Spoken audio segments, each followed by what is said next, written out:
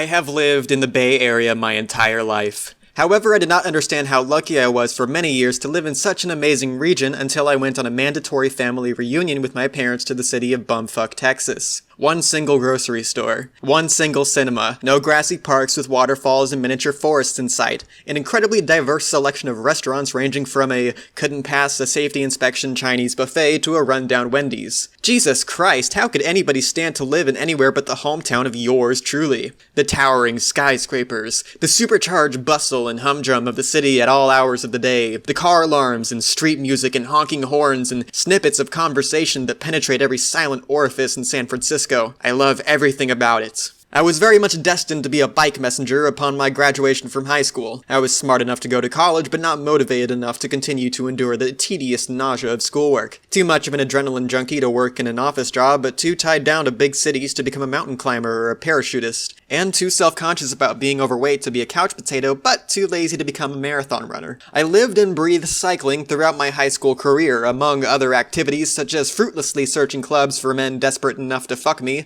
and speed smoking the elevators of multi-million-dollar buildings. The game involves walking into an expensive hotel or office building with just enough of an air of confidence so that the security doesn't bother me, then busting my piece of nerve out in the nearest elevator and hotboxing it as much as I can before some prick on a security camera finds me and attempts to arrest me. At this point, the game digresses to a combination of tag and hide-and-go-seek. So, after graduating from the hellhole that was my high school, I spent the following summer as a dish boy and sandwich maker in a sub shop in downtown San Francisco, until the day that my friend managed to score a job as a bike messenger. They still needed somebody else to fill an empty position. The pay was shit, but so was my sub shop job, so I got myself intentionally fired after spraying my prick of a manager with the dishwashing hose, and signed on as a bike messenger at a place that I don't care to name. For those of you hicks that live in small towns that dot the barren wasteland known to the rest of us as the middle third of the United States, and have no idea how big cities work, I'll teach you how bike messengers keep their jobs. In big cities, cars are fucking everywhere. It's a wonder people still buy them because they move at approximately the same speed as tortoises with arthritis, are goddamn expensive,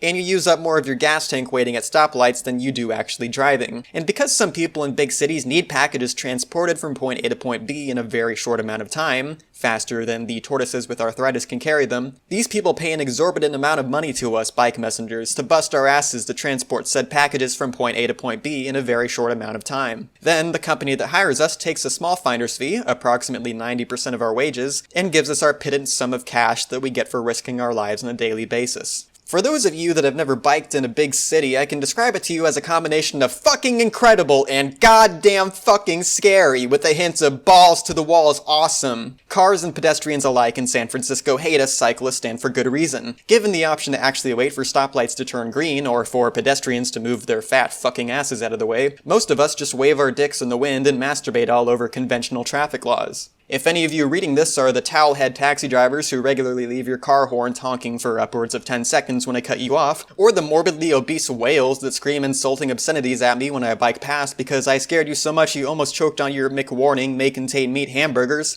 guess what? Up yours too, buddy. I'm trying to make a living doing my job, and if it involves me cutting you off and generally fucking you over, better your ass than mine. Combine this sort of attitude with a religious devotion to psychedelic drugs, which I've maintained since the summer in between my junior and senior years of high school, and you get my life. My drug of choice is easily acid because of its duration, trippiness, cost-effectiveness, and the fact that I've got an amazing connect who never runs out and sells me 100 dose vials for $200. I can dose 3 to 5 times a week and still make enough money to pay enough of the rent that my roommates don't give a shit. My drug history involves LSD, DMT, psilocybin mushrooms, too many 2CXs to count, not to mention a few DOXs and XXX DMTs, mescaline, salvia, MDMA, and a few odd stimulants thrown in there for fun. I have tried Adderall and cocaine before. Both are terrible drugs and should be erased from the face of the earth. Fuck stimulants. Now, it's clear to most people that doing a job like mine while being righteously skull-fucked on a 10-strip of acid is a goddamn terrible idea. Yes, you are absolutely right. Without a doubt, I would never recommend to anybody doing what I do on a daily basis. It has never stopped me, but it's still a goddamn terrible idea. Like the good doctor said, I wouldn't recommend drugs or insanity for everyone, but they've always worked for me. To describe the experience of putting my life in the hands of the San Francisco traffic gods while the sky melts together in an amalgamous orgasm of blue and magenta, and while cars leave such profoundly solid tracers behind them that I can't tell whether they're limousines or not, is essentially impossible. The experience is just fucking ludicrous. I've been bombing hills at 35 miles an hour before, only to have taxi cars open their doors in front of me with only 10 feet to brake. I've been within inches of being pile-drived by several ton cars in direct oncoming traffic. On one occasion, the quick release on my primary brakes snapped while I hauled ass down one of the steepest streets in the city, which is really saying something if you've ever been to San Francisco before, forcing me to simultaneously wedge my foot between my front wheel and the front forks to slow myself down while navigating my bike through two massive four-way intersections. I was a half second away from getting anally raped between a bright silver Hummer and a half lime green, half hot pink sedan. I suspect that this was not the actual color of the vehicle. To do what I do, I have to be paying attention 100% of the time. My peripheral vision and reflexes are my best friends. Acid is not a drug that lends itself to fast reflexes, however. It feels like I have ADHD on higher doses of psychedelics. Oh boy, look at that beautiful tree. Gee, don't you just love nature? Holy fuck, the sky! God damn, that cloud just turned into two ninjas fighting each other. I love you, sky. You're so blue and beautiful. On my early days of trip cycling, I would occasionally find myself zoning out for short periods of time, too interested in the patterns on the asphalt below me or the height of the skyscrapers above me to remember that I was in a life or death situation. These sorts of distractions usually ended up like this. Jesus, look at the floral designs on the pavement. Doesn't that look cool?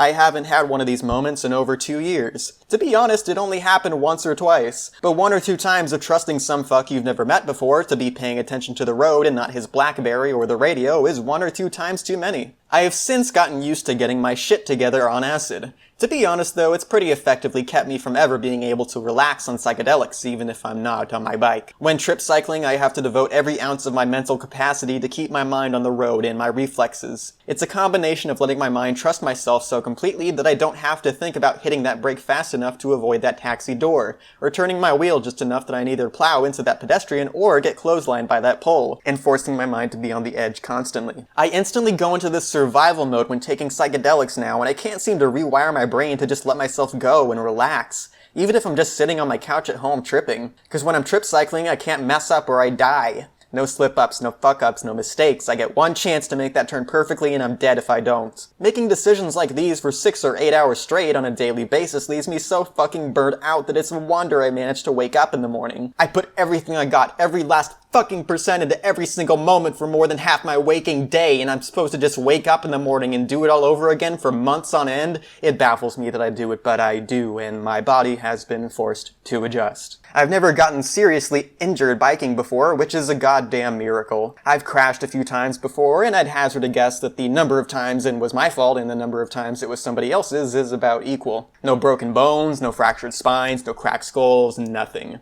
A goddamn miracle. If you ask me, some scrapes and bruises and a snapped spoke or two isn't much to pay for a life like mine. Someday my miracle is gonna run out though. I figure that I've got 2 choices in life right now. I fuck up and die with my head in 2 and my brain splattered across the street, or at least get so injured that I scare myself away from ever cycling again, which is definitely possible considering how mentally scarring getting in a serious life-threatening incident on acid would be. Or I somehow manage to survive being a trip cycling messenger for long enough that I get older and wiser and figure out that what I'm doing is fucking stupid and I retire. Then I have to live with the ramifications of dosing large amounts of psychedelics up to 5 times a week for multiple years on end. I'll be just like one of those burned out hippies on Hayden Ashbury that can't finish a sentence, mumbling to themselves about UFOs and how cheap weed used to be. Oh well, fuck it. It's fun while it lasts, and in a life like mine, some people live and others eat shit and die.